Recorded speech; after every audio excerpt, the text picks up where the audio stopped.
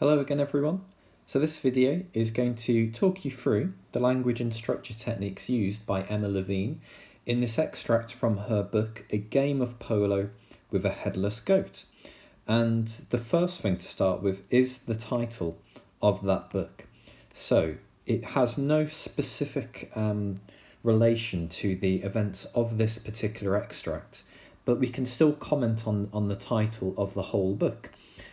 So a game of polo is obviously a game that's quite sophisticated. And it's quite refined, and it's played by people of the upper classes typically. And that is in huge contrast to the idea of a headless goat. So you've heard of the idea of running around like a headless chicken, so someone who doesn't know where they're going and they have no direction, they're aimless, everything's a bit chaotic. That's what's highlighted, similarly referenced through the idea of a headless goat. So we have this contrast here between something that has rules and has strict formations and guidelines and is very ordered, and contrasted against something that is very chaotic and lawless. That's a word we'll use again later on. So the title really does sum up this extract. So even though this extract isn't actually about a game of polo with a headless goat, that contrast within the title, it does reflect, and is a pretty good title in spirit. It does reflect the extract here. So some key points just to make sure you've got noted down. I've written them out already for you. So just this sentence at the top here. So Levine provides an insight into sports, but that's not really the point of her writing. She wants to provide an insight into the lives and cultures of those people that take part. So make sure you've got that sentence down at the top of your extract. So this isn't just a description of the sport, but it's more looking at the life and culture of those who want to play the sport. And also, this piece of writing is what we call a travelogue. So where obviously a writer has travelled to another country and they are documenting and logging what they experienced and came across. They do so in the past tense, and they usually do it to really educate us, but it's not boring factual writing. A travelogue is there to entertain. So while there is, just to skip down here for a moment, there is some serious reportage. Basically, she reports the facts, details, information. As it's a travelogue, there is also some comic writing here, and writing that entertains us as we read. And so that's her purpose as a writer, and that could be one of your paragraph starters when you eventually write on this text, and if you have to in the examination. You could have a paragraph all about this idea, how there's some serious moments and she's acting like a reporter, giving us information and lots of facts. And then other times, another paragraph starter could be, another purpose of Levine's is to entertain. And then you could do a paragraph analysing 2 or 3 language and structure techniques which are there to entertain us and explain how she does that. So overall, 2 keywords that you want to note down at the top or at the bottom where you've got space on your extract. So Levine builds this idea of excitement around the race that she describes in this story, and she creates and builds our interest in it. So there's lots of interest from the people who are watching, but then she manages to build our interest in something that before we read this extract, we never might have imagined this sort of thing takes place. But she gets us interested into it through her use of language and structure. So just some more overall notes we can make. So this is about, as it says, a donkey race. But actually, these are some structure points to note. The piece of writing is actually structured around 3 different races that are going on. The first one is the donkey race, as we've said, itself. But then there's also the race of the spectators in order to get the best view of the race. And some of them, as we learn, have lots of money riding on the race and have bet on it. And the third race is actually Levine's race herself. So the piece of writing has these three races, and they all interlock with one another. They're all going on simultaneously. And that sounds pretty complicated and chaotic, but that's how Levine structures her writing so well. It never, to me, as a reader, feels like I don't know what's going on. And that's what we're going to analyse. So how does Levine use her structure to be able to talk about three races going on at the same time in a fairly chaotic environment, and yet keep everything clear to the reader?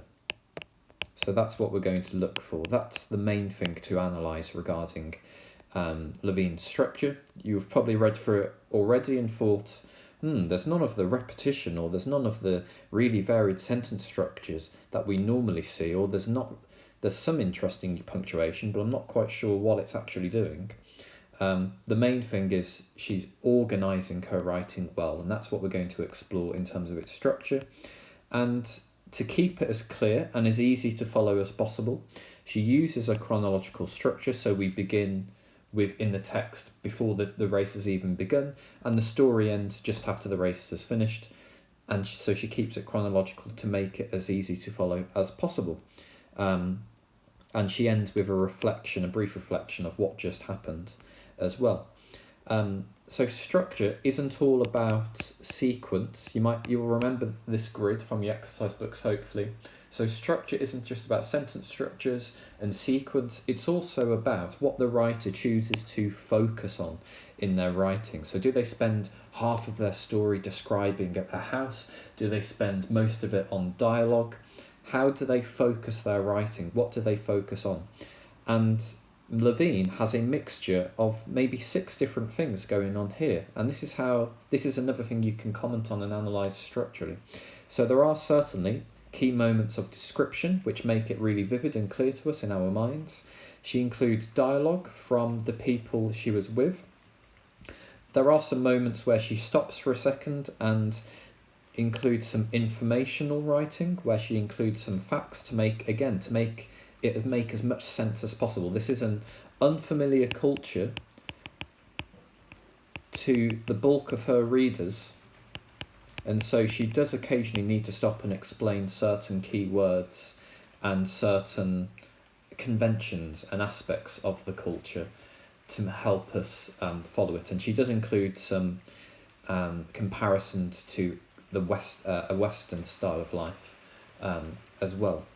There are some moments of narrative. So this is where she's telling the story as the narrator of a story would. That's where the word comes from the root narrative. But she does, while giving us some facts, I'll put that word down again, as it's travelogue. Travelogue is all about not just facts, but also about opinions, judgments, otherwise known as evaluations. And there is some commentary as well, where obviously she provides her own comments and keeps track of what's going on in the race, much like a sports commentator would. Okay, so in part A of the video, I'm going to talk you through the first few paragraphs. And as you can see, I've pre-highlighted all the interesting features that I've picked out in yellow. And then I'm just going to add some annotations next to them. But these will just be summaries. Just listen closely to the full analytical comments that I give. It's starting to rain outside, so hopefully that's not too, not interfering with the video quality of the sound too much. Okay, and it's just stopped. Perfect. So as I said, it starts off in chronological order, and the best quotation to use for this is the first one here. We could see the approaching race. So the extract starts before the race has even begun, and the race is just approaching. What she does in the opening is she creates some anticipation for the race that's about to start. So the word approaching, the word eternity, the word fired up, it makes it feel like, as a reader, she doesn't go right into it. She builds up anticipation for the race. She builds up the excitement of it. and that's more effective than simply starting at the race. By building up anticipation, she's building our interest through her use of structure. Another thing she does is she uses the term wacky races, which helps to also build our anticipation and excitement. Now, you guys will be far too young probably to be aware of wacky races. When I was growing up, about 10 years old, this used to be on BBC all the time. You might have heard of the character Muttley. So there was these characters who would always be racing, and it was called wacky races because there were these cartoon characters who would constantly break the rules and have all different kinds of vehicles, and they would get up to all sorts of mischief, and that word wacky signifies that. So if something's wacky, it's crazy, it doesn't follow rules, and it just creates the image of something chaotic, but it's already builds in the element of humour. That was a funny cartoon show, and that's what she's already illustrating to us so far, that this race, it's going to be fast, it's going to be exciting, but it's by calling it wacky races, there's a little bit of lightness, there's a little bit of humour there as well. Now what she does at the end of the first paragraph is she says, but will you try and get to the front? Oh yes, that's no problem. So the story, the extract starts with us not quite knowing just how frantic and busy it will be as the donkeys overtake us will join the cars.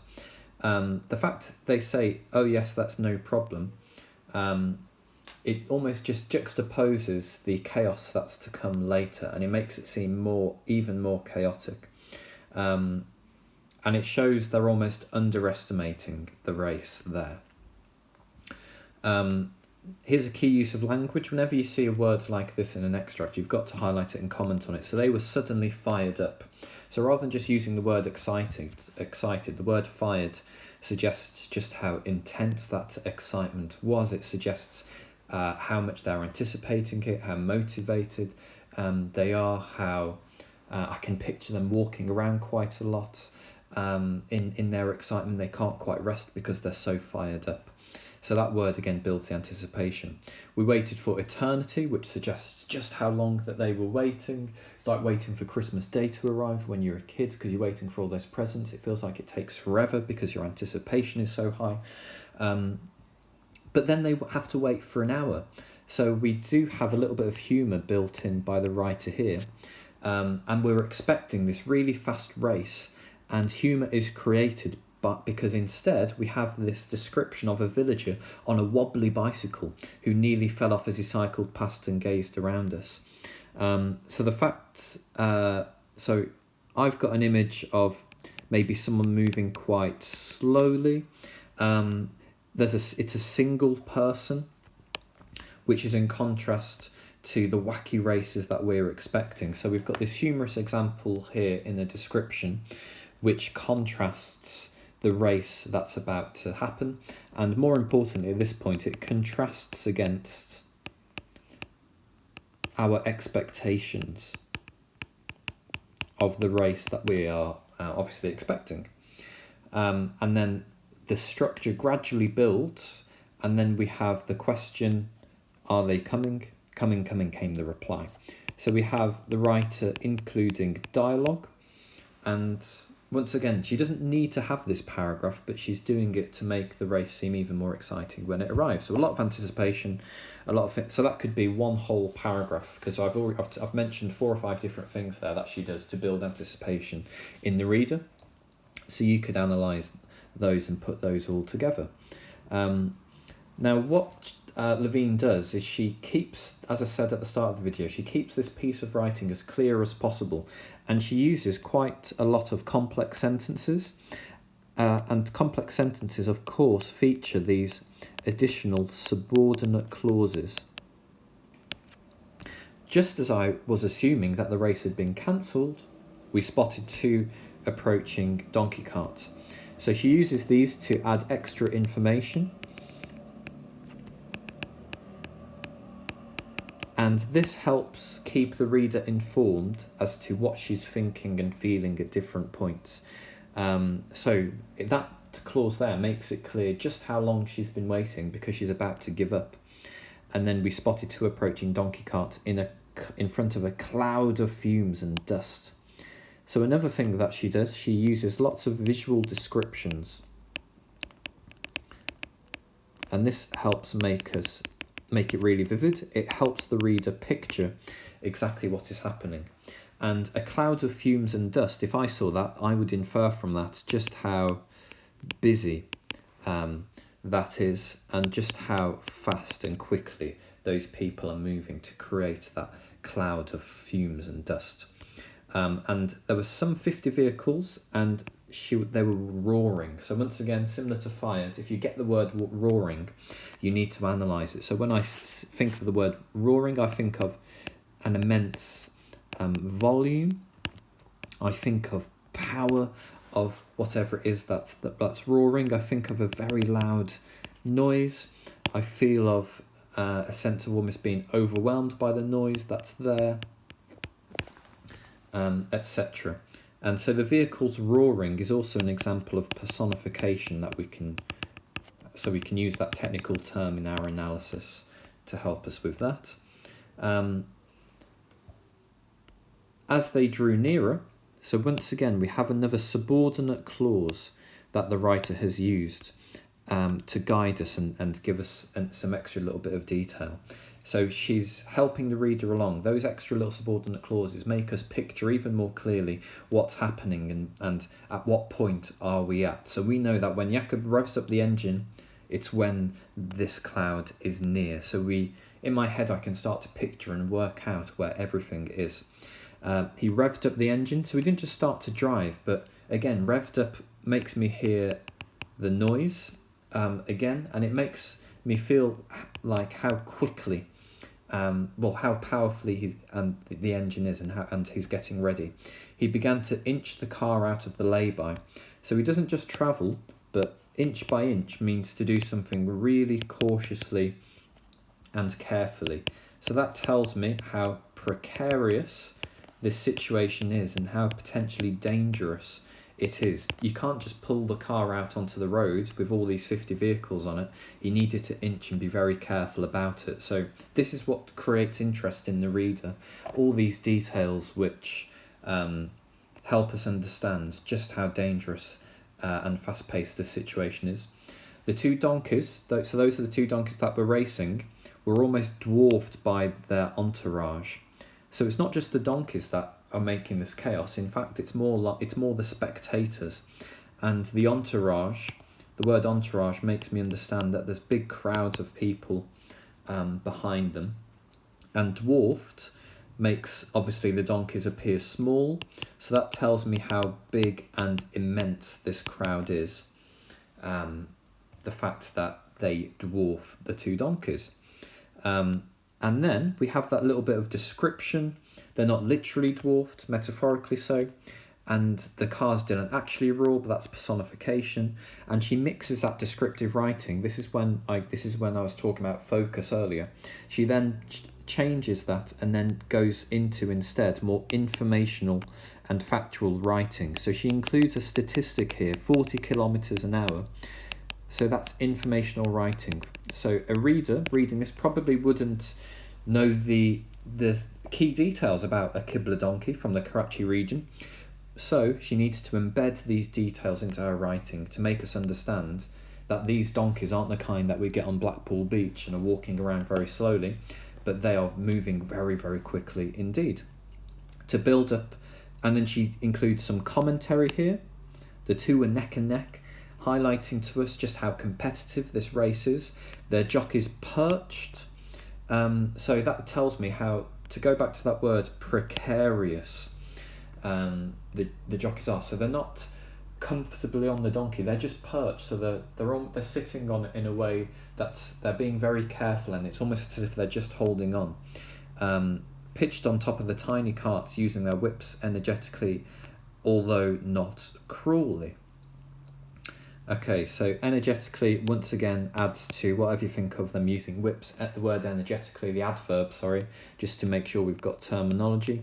So the adverb energetically, once again, builds into this sense of fast-paced movements, lots of noise, and it just adds to that sense that there's a lot going on at this moment.